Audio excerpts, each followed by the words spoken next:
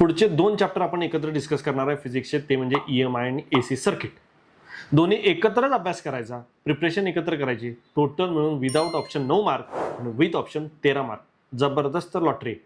ह्याची प्रिपरेशन करताना EMI मध्ये थेअरी आणि AC मध्ये प्रॉब्लेम हे डोक्यात ठेवायचे. म्हणजे काय, 99% तुम्हाला सांगतो AC सर्किटवर बोर्डाला प्रॉब्लेमच विचारले जातात, म्हणजे न्यूमेरिकल क्वेश्चनच विचारले जातात. रेअरली थेअरी किंवा डेफिनेशन विचारली तर, परंतु प्रॉब्लेम आला नाही असं होत नाही. सेक्शन C मध्ये AC सर्किटवर प्रॉब्लेम बघायला मिळतो.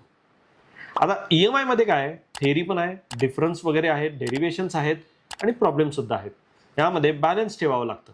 दोन्ही चॅप्टरचे IMP क्वेश्चन व्हिडिओच्या एंडला दिलेत, ते व्यवस्थित बघा, त्याची प्रॅक्टिस करा.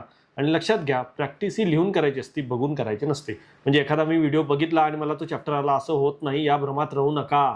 सर्व क्वेश्चन हाताकडून लिहा, कारण थेअरी पेपर आहे, बघायचं नाहीये. म्हणजे बघून सगळं होणार नाहीये, लिहून होणार आहे. त्यामुळे व्हिडिओ बघणं थांबवा कुठंतरी. एकदा तुम्हाला चॅप्टरची आयडिया आली की त्याची प्रिपरेशन चालू करा. आणि ते क्वेश्चन आहेत.